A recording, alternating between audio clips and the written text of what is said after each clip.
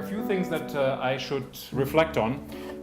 The first one is the day that I met Carol up in the hills in the Hollow Valley, and we were prospecting, so to say. As usual, I was late, and Carol, as usual, can't wait. So she went up into the hills. And I think when you see some of her art, you get a little bit of a feeling of what it looks like up there. There are a lot of big trees, there are a lot of fallen trees, but especially there is a lot of rock. By the time I caught up to Carol, she told me that she had 2 knees replaced and also her hip, and that how far further up is it? And I said, well, we're about halfway up. It took us a little time, and I really have to say that Carol really worked for her pieces. Once we were up there, we scouted around a little bit and looked at the magnificent rocks.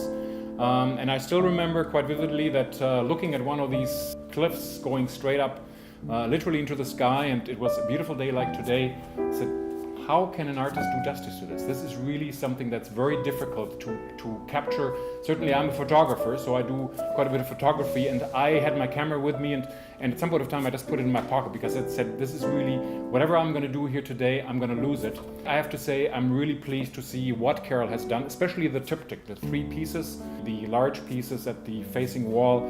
I think give a very good rendition of what it looks like in the Hollow Valley, and of course the term "a river runs through it" is very fitting to the Hollow Valley. What inspires me is the confluence of passionate people and the unique natural landscapes they are driven to protect. What struck me as important about this area was that it's a representation of an ancient topography of the Canadian Shield. I always paint in series in the hopes of creating an impression of following a path. In this show, I was hoping that the canvases, going from small to large, gives one the sensation of going up a hill and ending with this spectacular rocky ridge.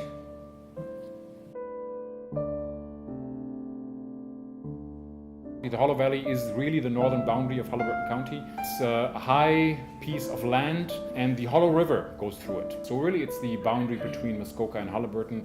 It's a watershed, and it really is some very dramatic landscape that is very difficult to access. I'm very pleased that Carol was able to get up there and also interpret what we saw, and it also, I think, is a tribute to what we're surrounded by and what we're blessed with here in Haliburton County.